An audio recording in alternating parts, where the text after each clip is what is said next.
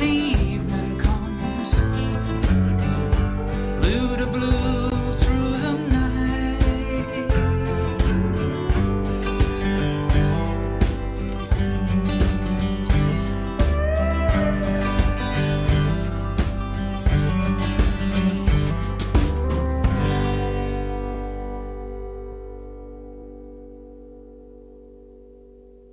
Thank you, Neil Young, for your creative process there with the song called The Painter. Hey, welcome. Welcome to you all. Take a deep breath with me and release it as we ready our hearts and minds to enter this precious space together. We light this candle as a symbol of the warmth of this community, the light of reason, and the fire of commitment.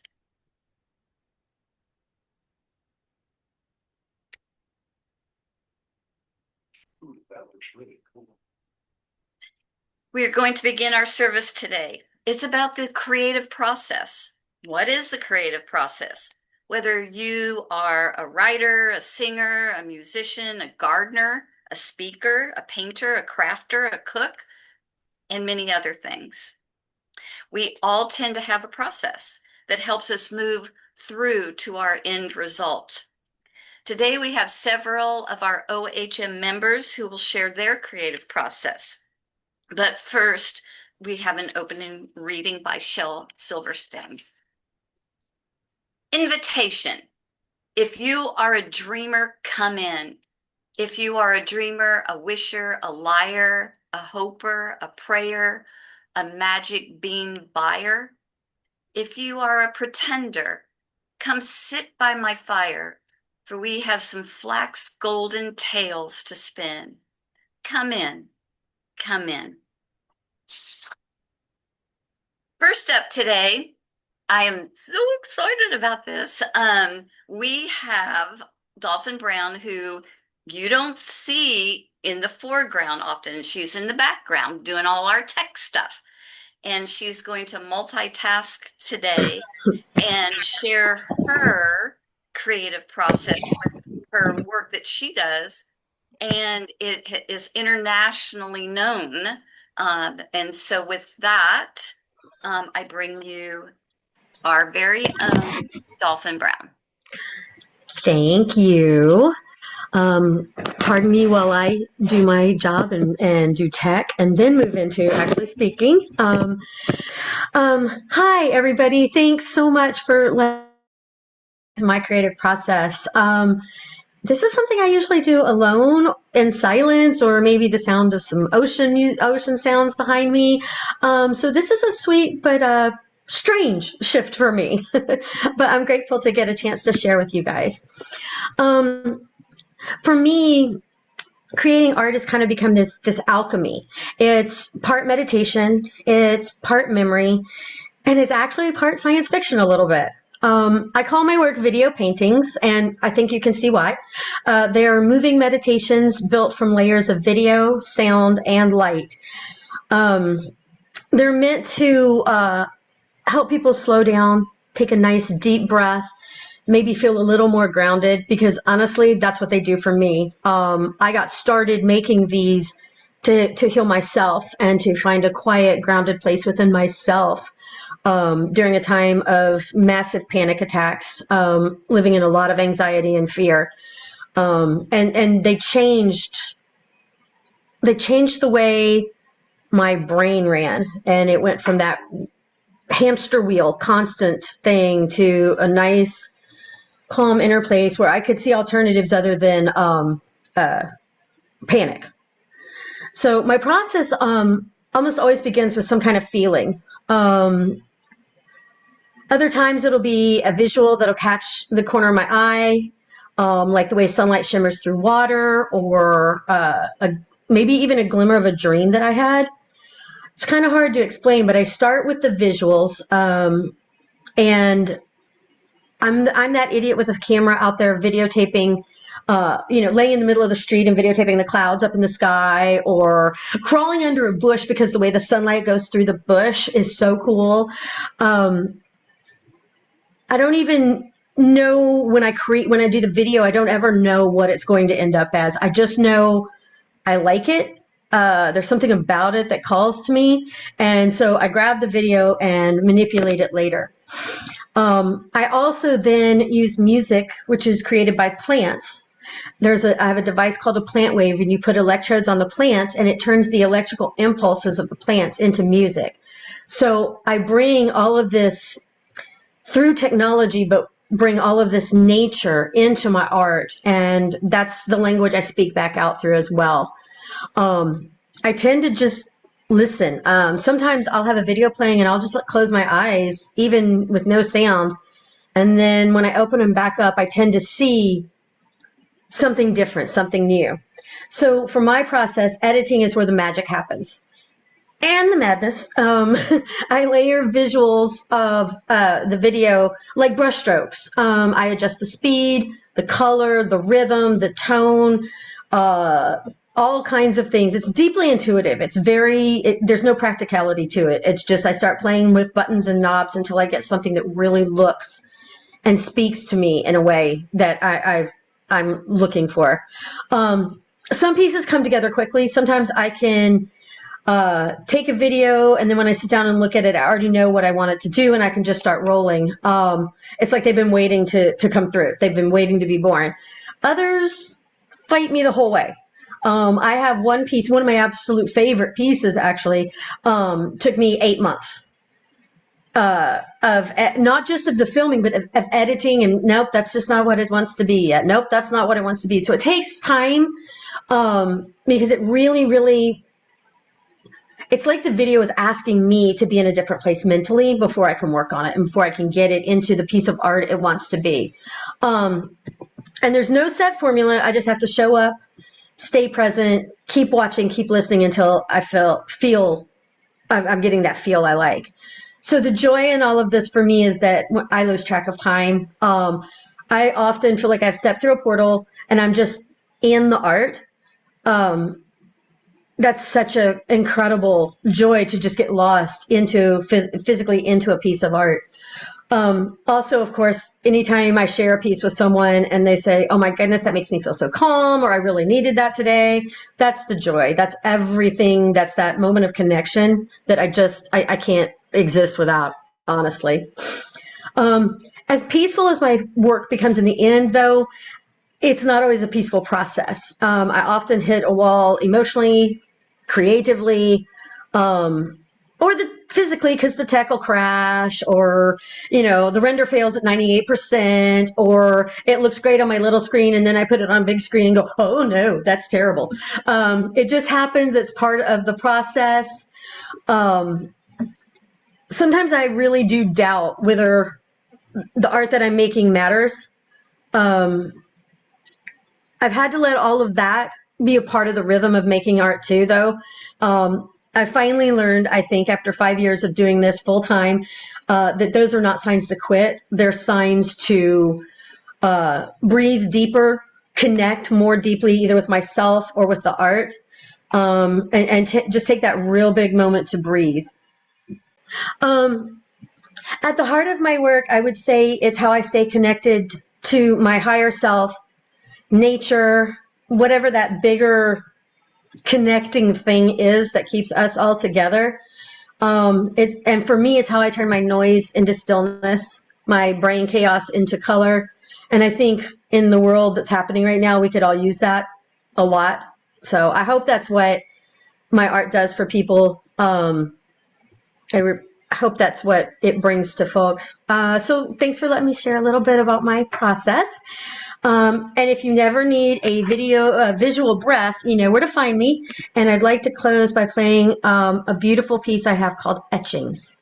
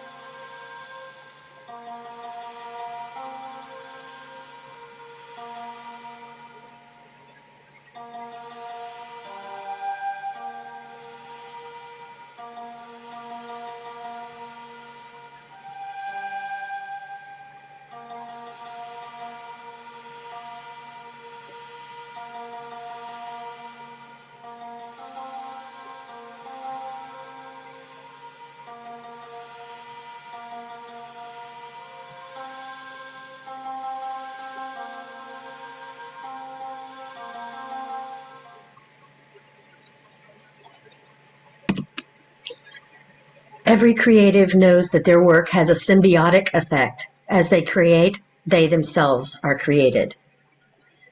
And now, David Lawrence.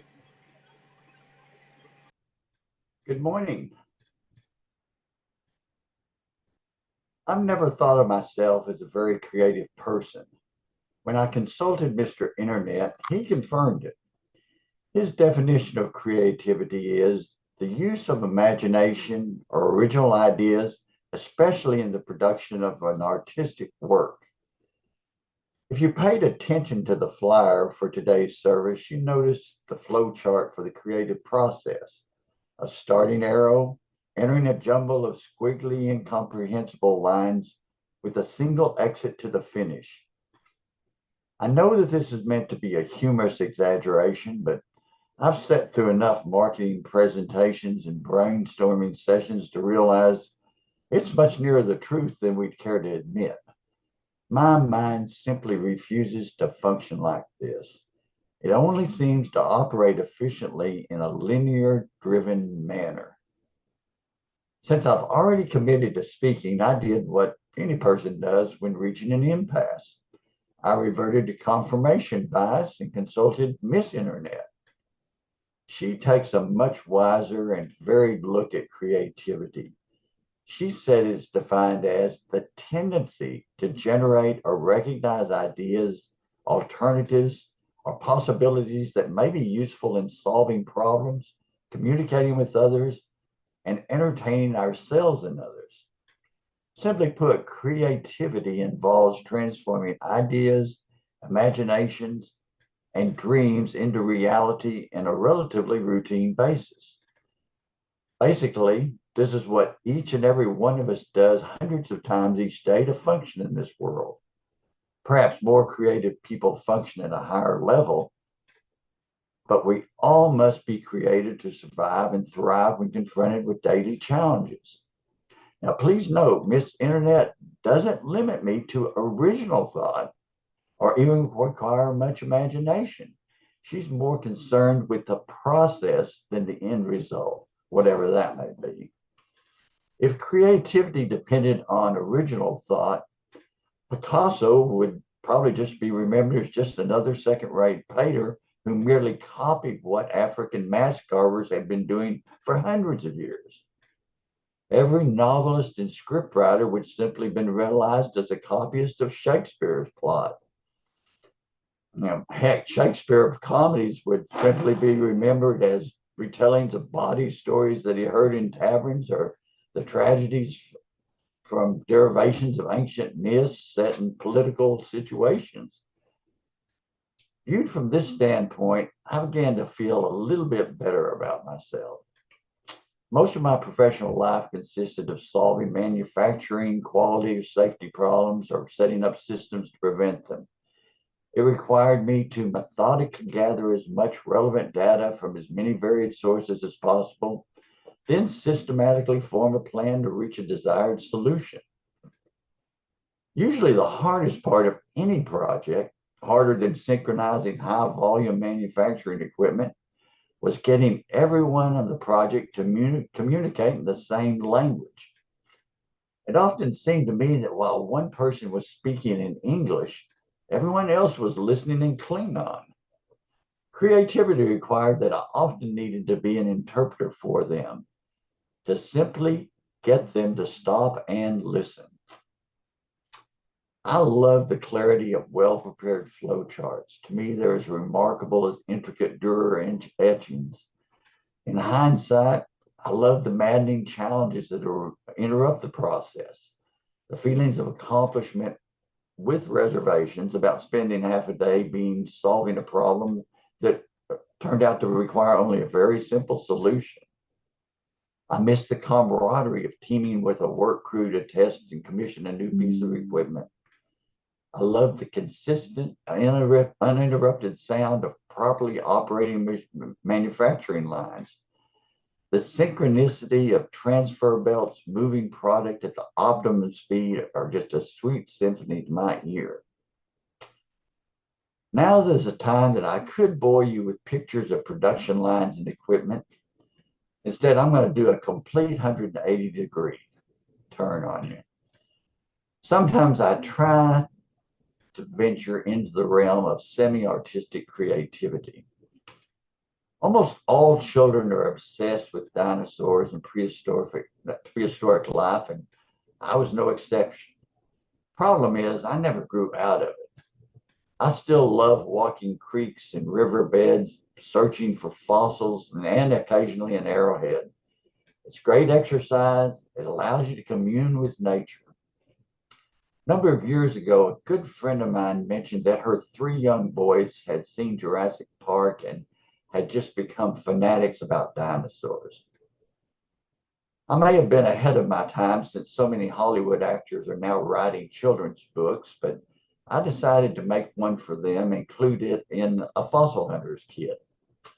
By the way, those same 3 boys are now towering 6-footers, and they're employed or are finishing college degrees in engineering. So I'd like to share the following film, which is an edited version of How My Dogs Hunt for Fossils. This is the story of amateur paleontology, or how Spencer and Trevor dig for bones. Spencer begins the search in the dry bed of the North Sulphur River. He knows that there have been many mosasaur bones found here and dreams of finding one himself. He finds sea urchins, crinoid stems, and a broken ammonite, but no mosasaur vertebrae. The boys excitedly dig up a large ammonite. After much hunting, they find a fossilized worm burrow. Spencer finds sea worm burrows and a tunnel cast along with a sea urchin, but they're too heavy to carry home. At last we find a nice ammonite that we can remove and take home. The dogs know to wear safety glasses and breathing protection when necessary. After a hard day of fossil hunting, we're ready to go home and enjoy the best bones of all.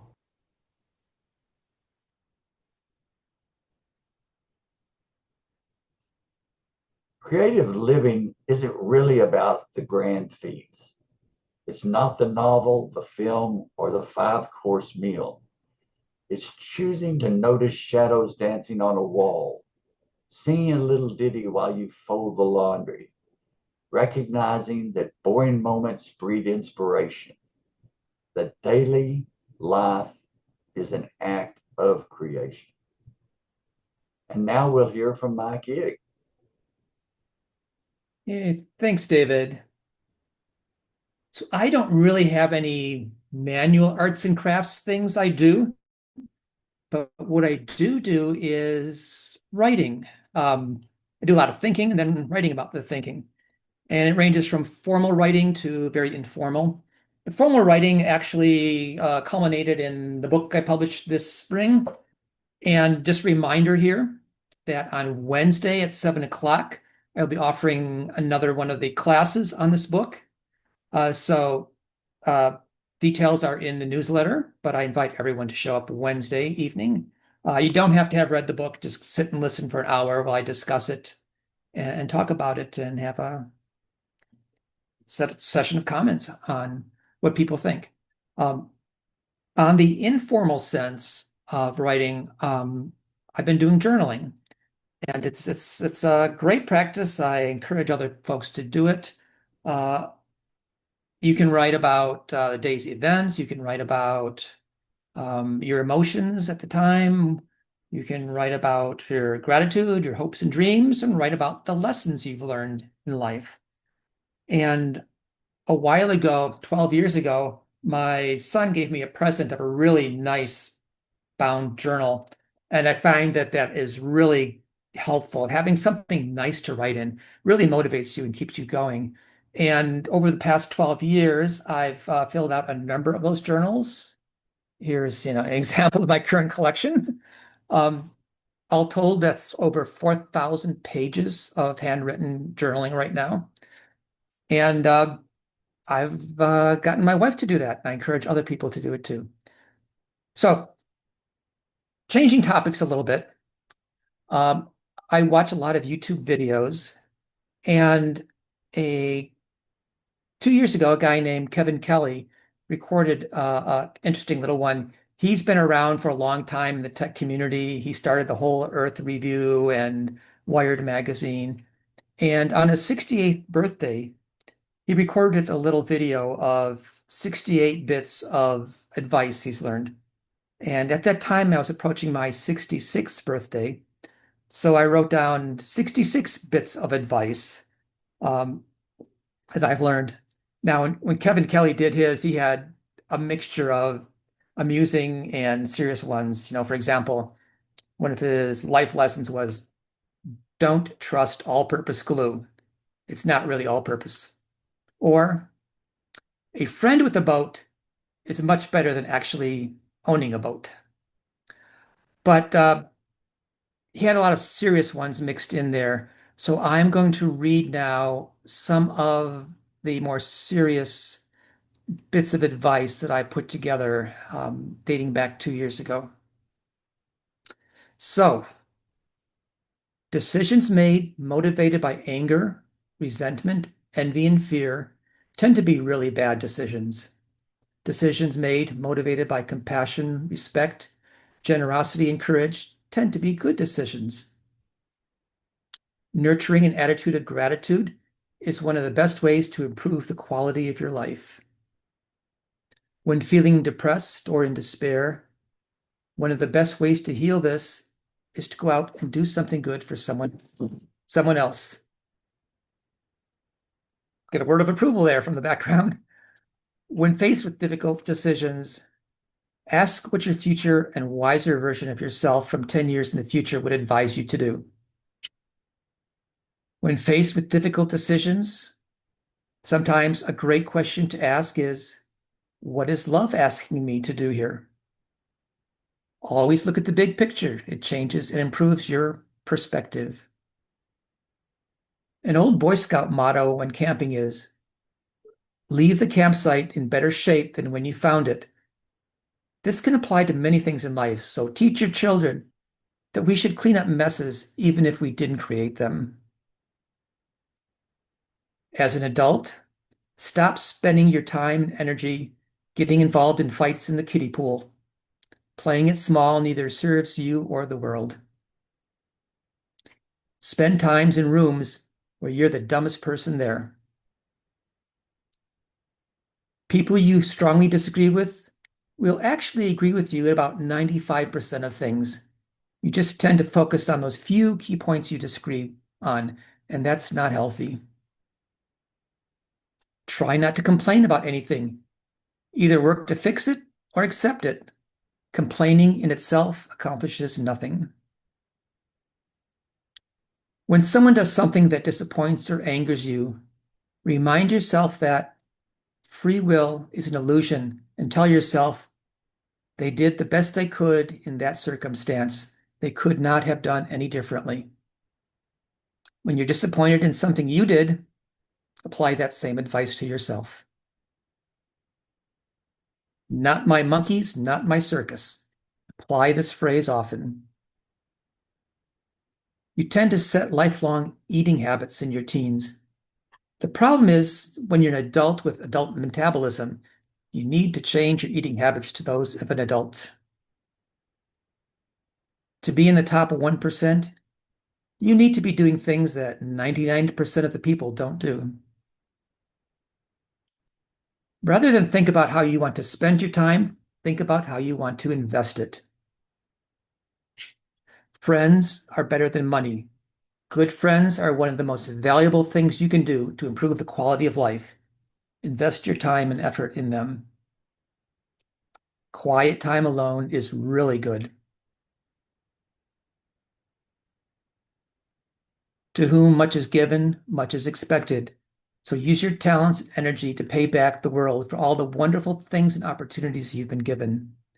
Use the motto, service to my community is the rent I pay for taking up space on this planet. Volunteer to help. It often leads to really good things. Holding a grudge is one of the most damaging things you can do to your quality of life. After you die, Nobody will want the stuff you're saving, so clear out your clutter with that in mind. When you say something in an email, always assume the person you least want to see it eventually will. So be fair, honest, and kind. Never criticize volunteers. That's the quickest way to turn them into former volunteers. Acquiring experiences brings more satisfaction than acquiring things. Naps are a decadent luxury. You can enjoy them on a regular basis for free, so do so, and they are healthy. Some of the things we do today without thinking will be viewed as incredibly immoral by people in the future. Try to figure out what those things are and take appropriate steps. People will remember how you made them feel much more than the specifics of what you say. Making someone laugh builds bonds and is worth the effort. Treat everyone with kindness. Make that a spiritual practice. That was something taught to me by Jerry King. Don't argue with people who don't set the rules and have no power to change the rules. Take a deep breath, figure out what needs to be done next, and do that. In the meantime, be kind to everyone involved. Never overlook the power of setting a good examples. Sometimes it's the most powerful thing you can do when you're feeling otherwise unsure of what to do. We are all incredibly wealthy, whether we realize it or not. A civilization made up of people who don't care about the future generations is a civilization that doesn't have much of a future. We are all dealing with emotions that evolved over millions of years, some of which are a poor fit for modern society, and some of which are more important than ever. That's a big part of what it means to be a human. A healthy culture weakens the harmful emotions and strengthens the good and healthy ones. And those healthy ones include curiosity, creativity, friendship, compassion, a desire to contribute, and agape, which is the universal love for all. Your calendar and your budget are some of the best indicators of what your real values are. This can be an unsettling realization when you look at your calendar and your budget. Live life according to this as best you can. Work to reduce needless suffering and learn a little bit more each day. Those are wise words from Neil deGrasse Tyson. The stages of maturity we should work through are starting with being dependent, then independent, interdependent, and finally stewardship. Note that merely being independent, taking care of yourself, is not the final stage of maturity. It is the one adolescents strive for. People need a life of meaning and of community. You need to have inspiring things that make you excited to be alive and excited about the future. And you need to feel a sense of belonging as a member of a caring community. And finally, the last one, true spirituality is understanding that you are part of something much bigger than yourself. Nurture this spirituality. And with that, I'd like to turn it over to Michael Johnson. I said, thank you, Mike. There's a lot to think about there. So, I was the kid who was pulling the pots and pans out from under the cabinet and beating on them with spoons as long ago as I can remember. And I had toy musical instruments. It was either a Roy Rogers or who's the guy who ultimately owned the Angels? This little plastic guitar thing when I was a kid. I had no idea how to tune it, so it sounded awful, but I used to play it some. And then when at about 8, I wanted to take music lessons. My parents insisted it would be a good idea to take piano for a year, so I took piano for a year. and then 3 or 4 years of clarinet and a year or two of saxophone. And I was never a good music student. I never really learned to learn to read music. I was, I was interested in the creative part, but not the productive part. So, for instance, I'd get an exercise in the music lesson doing da da da da da da da da da da da da da da, and I'd get the groove, and it would turn around and come back down the other way, and my teacher would know I wasn't reading the music when I got to that turnaround because I wouldn't do that was on the paper. I just do what was in my head. So I didn't have any discipline about it. By I guess probably junior high school, somehow I got a guitar. I had a Silvertone guitar. Silvertone guitars were made by Sears, so you can imagine the quality of those. And then later, an electric piano, an actual Wurlitzer electric piano, and I was in one terrible band, and played with some other people along the way, and that too never went very far because while I enjoyed it, I just didn't have the discipline to do the work on that. After high school, and still initially with that terrible guitar, I began writing songs. I eventually got a better guitar and then a better guitar. And some of the songs I wrote back then were not awful. Unfortunately, the only records I have of them are on recording tape. So they were reel-to-reel tapes that are in my attic that I even tried, even if I had a reel-to-reel recorder anymore, because they've been sitting in 180-degree temperatures for years. So I have shards of memory of some of those songs, but not enough to try to reproduce but one or two of them. And then suddenly, before I started graduate school, all of that stopped. Songs stopped occurring to me. My pretty good guitar went into a case in the closet, and I got it out, once in a great while for a really, really long time. And then, honestly, maybe a decade ago, I was invited to perform a song with the choir at Wildflower. And that was the first time at the time I said, this is the first time I've ever performed in front of people sober.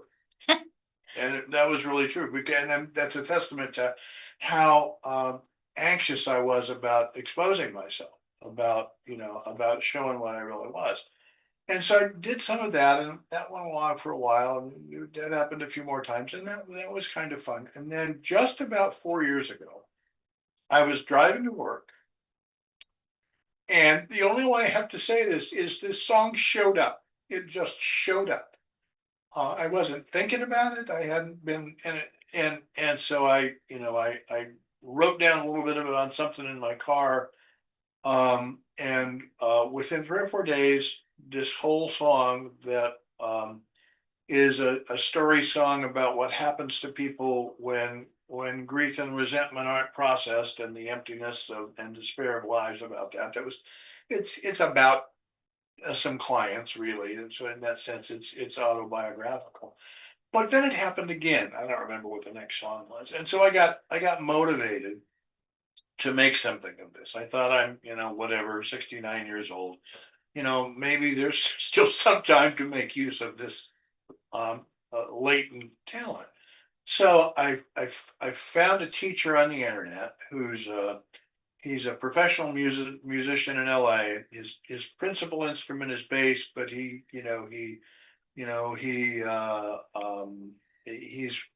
conversant with a number of other instruments. And initially, I got hold of him because I wanted to be able to record stuff, and the tape recorders are a thing of the past, and I knew there were these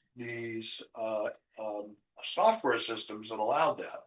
And so he, pointed me towards one. So I did the initial steps of getting that, and that involved getting a new computer and a bigger screen, so on and so forth.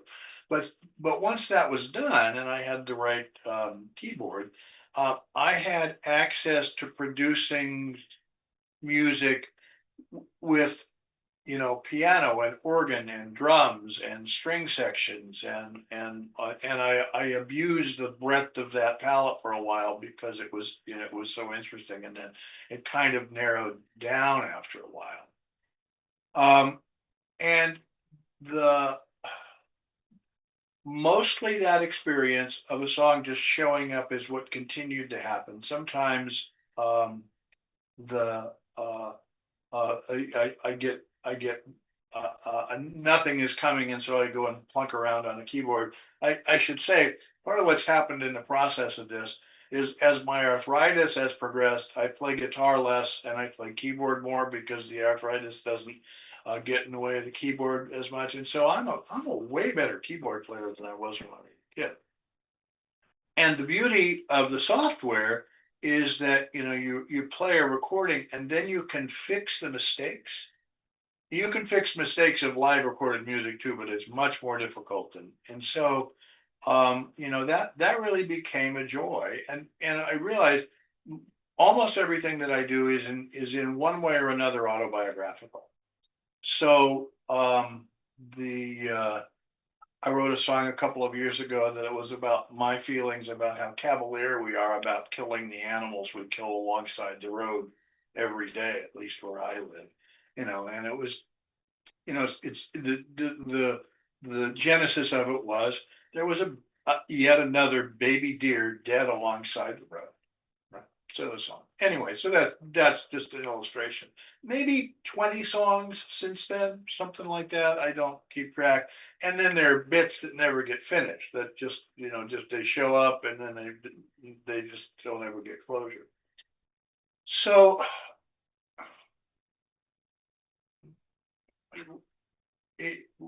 earlier this year, I realized that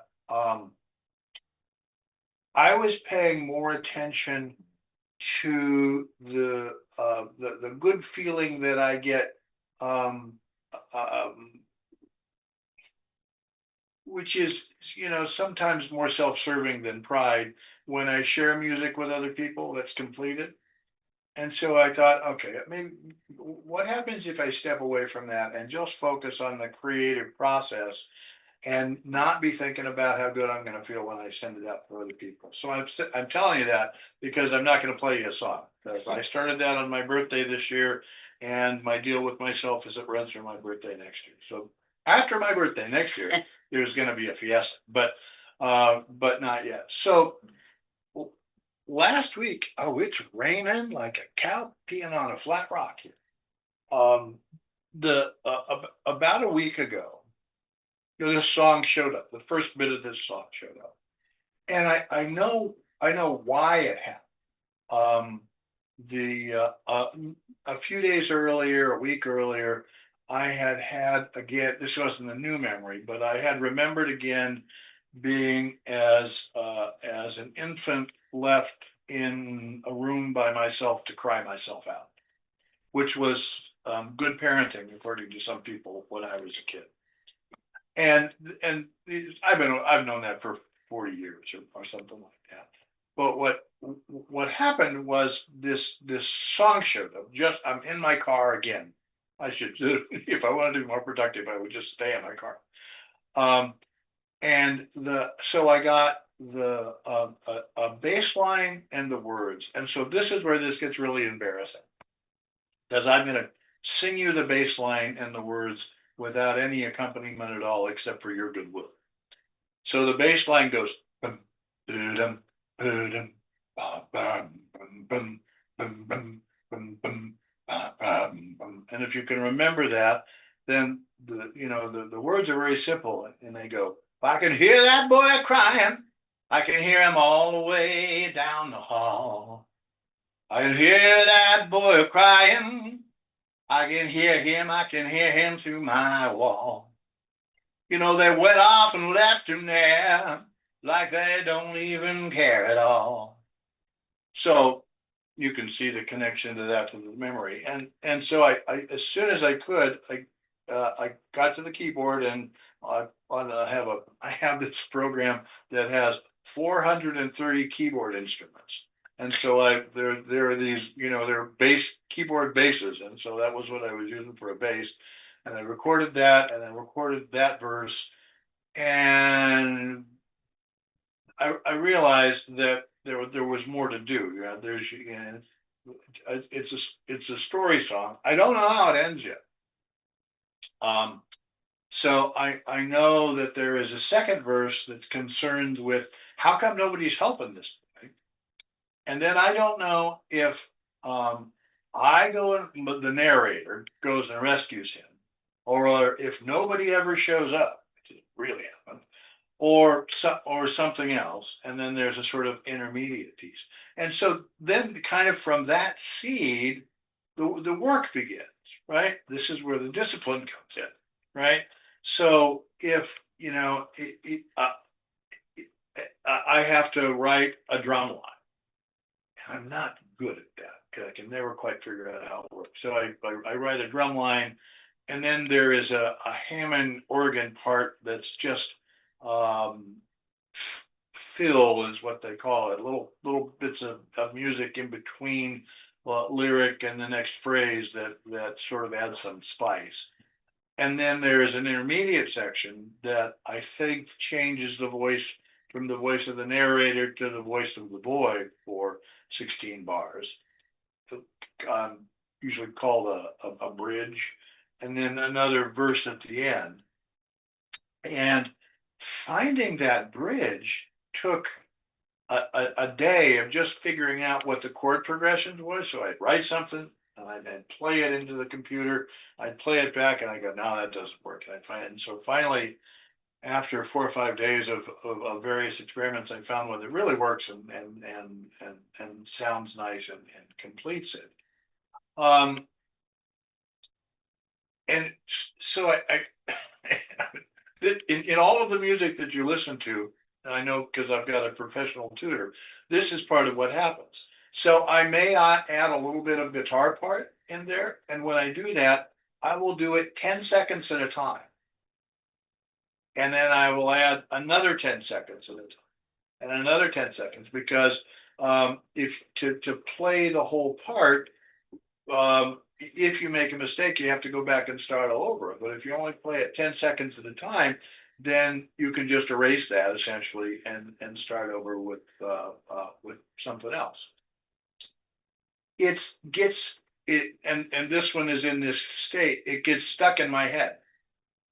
So often at bedtime, Mary and I'll have had dinner and watched a television show and had a glass of wine. It'll be time to go to bed, and I'll go, oh, and end up spending 10 or 15 minutes at least making sure that I have recorded something so I'll remember it the next day, because I don't write music or read music, and I have the experience of going, oh, that's a really good idea, and then the next day going, I have no idea what that is, and being unable to replicate. So it's really immersive. It is an absolute blessing that I'm half retired, because I don't know how I would have afforded the time to do this before that.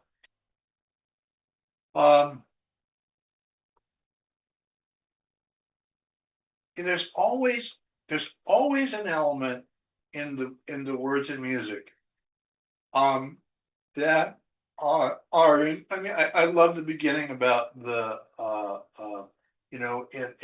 everything in art is symbiotic in a way, that there's always something that's enriching for me in some way in doing this, even in the ones that don't get finished. I thought to capture this with somebody else's words. As a lyricist, I don't think there's anybody I admire more than Jackson Browne. And years ago, he wrote a lyric that goes, I looked into the sky for my anthem, and the words and the music came through. But words and music will never match the beauty that I've seen looking into you. I think that's just such a gem. And Lyle Lovett, who once rhymed fly swatter and ice water. I think that too is pretty impressive. So that's all I've got. Thank you. and now I am to read something. The algorithm will suppress it. Make the art anyway. It won't make any money. Make the art anyway. The chances of success are so low. Make the art anyway. I'm not naturally talented. Make the art anyway. I'm not exactly sure how to do it. Make the art anyway.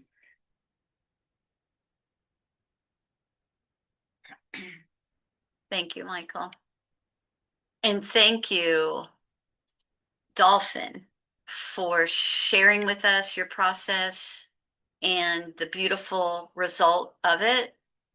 And David, I mean, that video, come on, that's awesome. I love seeing that. And that you wrote a book. Mike, sharing your process and the beautiful outcomes. I mean, you need to write another book. We need this in writing.